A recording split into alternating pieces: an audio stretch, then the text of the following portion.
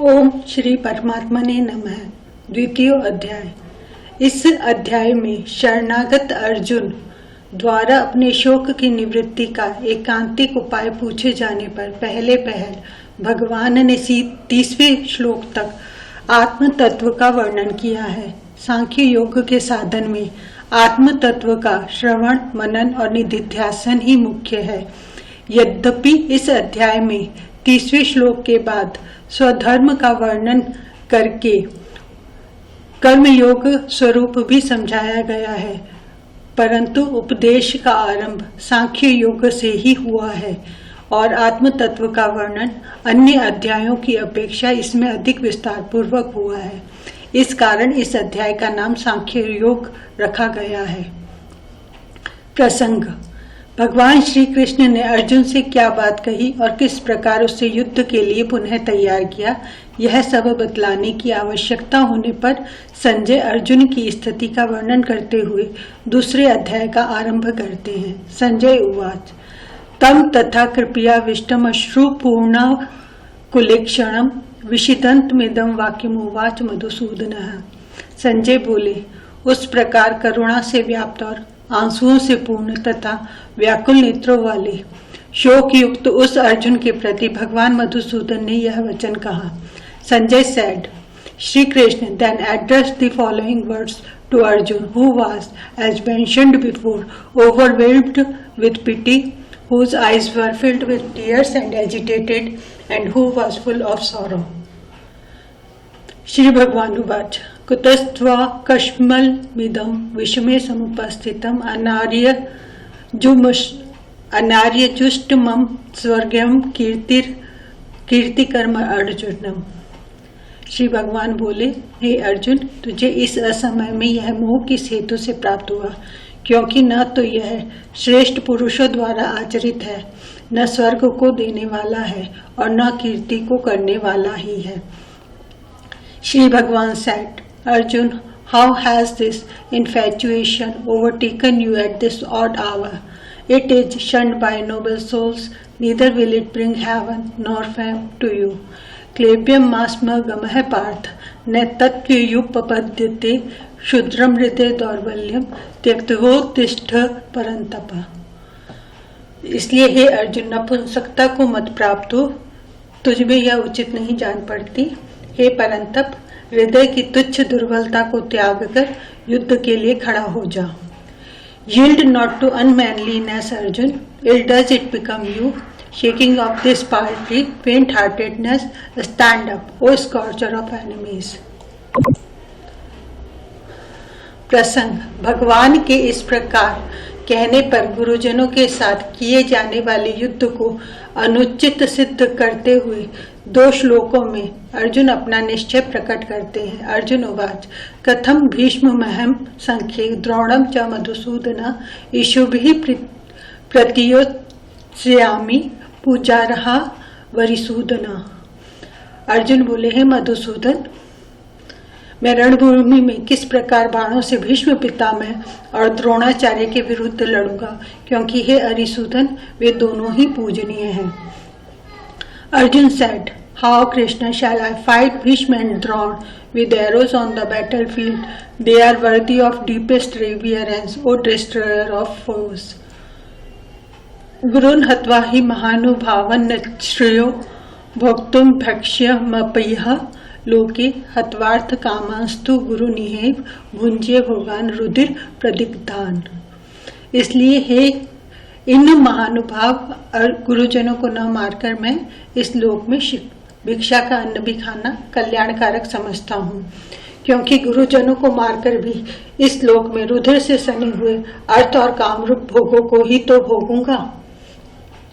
It is better to live on alms in this world without slaying these noble elders, because even after killing them we shall after all enjoy only blood-stained pleasures in the form of wealth and sense enjoyments. प्रसंग। इस प्रकार अपना निश्चय प्रकट कर देने पर भी जब अर्जुन को संतोष नहीं हुआ और अपने निश्चय में शंका उत्पन्न हो गई, तब वे फिर कहने लगे, न चैत द्विदम कतरन्नो गरियो यद्धा जयेम वधि जये यदि वानो जयेयु याने हत्वा न जिजीविषाम मस्ते अवस्थिता प्रमुखे धार्तराष्ट्रः। हम यह भी नहीं जानती कि हमारे लिए युद्ध करना और न करना इन दोनों में से कौन सा श्रेष्ठ है, अथवा यह भी नहीं जानती कि उन्हें हम जीतेंगे या हमको वे जीतेंगे, और जिनको मारकर हम जीना भी नहीं चाहते वे ही हमारे आत्मीय धृतराष्ट्र के पुत्र हमारे मुकाबले में खड़े हैं। We do not even know which is preferable for us, to fight or not to fight, nor do we know whether we shall win or whether they will conquer us. Those very sons of Dhritarashtra, killing whom we do not even wish to live, stand in the enemy rank. प्रसंग। इस प्रकार कर्तव्य का निर्णय करने में अपनी असमर्थता प्रकट करने के बाद जब अर्जुन भगवान की शरण ग्रहण करके अपना निश्चित कर्तव्य बतलाने के लिए उनसे प्रार्थना करते हैं। कार्पण्य दोषो हत स्वभावः पृच्छामि त्वाम धर्म सम्मूढ़ चेता यच्छ्रेय स्यानिश्चितम ब्रूहि तन्मे शिष्यस्तेहम शाधिमाम त्वाम प्रपन्नम। इसलिए कायरता रूप दोष से उपहत हुए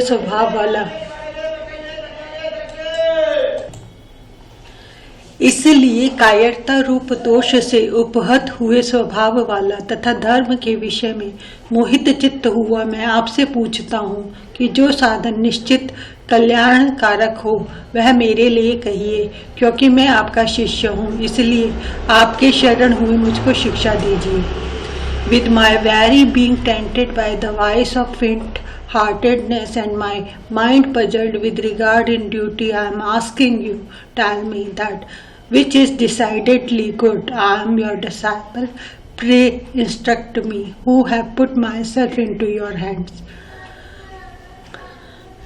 प्रसंग। इस प्रकार शिक्षा देने के लिए भगवान से प्रार्थना करके जब अर्जुन उस प्रार्थना का हेतु बतलाते हुए अपने विचारों को प्रकट करते हैं, न ही प्रपश्यामि ममापनुद्याद्यच्छोक्षणमिन्द्रियाणाम् अवाप्य भूमावसपत्नमृद्धम राज्यम सुराणामपि चाधिपत्यम।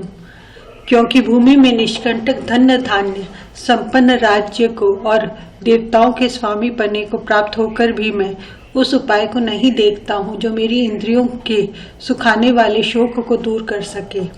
For even on obtaining undisputed sovereignty and affluent kingdom on this earth and lordship over the gods, I do not see any means that can drive away the grief which is drying up my senses.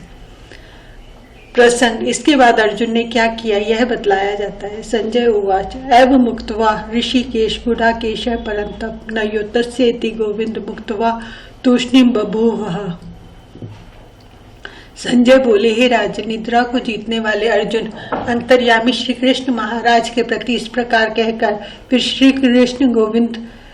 Govind भगवान से युद्ध नहीं करूंगा, ये स्पष्ट कहकर चुप हो गए। Sanjay said, O king, having thus spoken to Shri Krishna, Arjun again said to him, I will not fight, and became silent. प्रसंग। इस प्रकार अर्जुन के चुप हो जाने पर भगवान श्री कृष्ण ने क्या किया, ये इस जिज्ञासा पर संजय कहते हैं।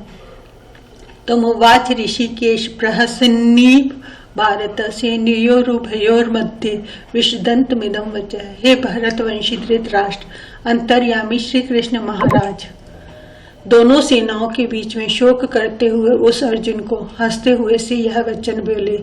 Then, O Dhritarashtra, Shri Krishna, as if smiling, addressed the following verse to sorrowing Arjun in the midst of the two armies.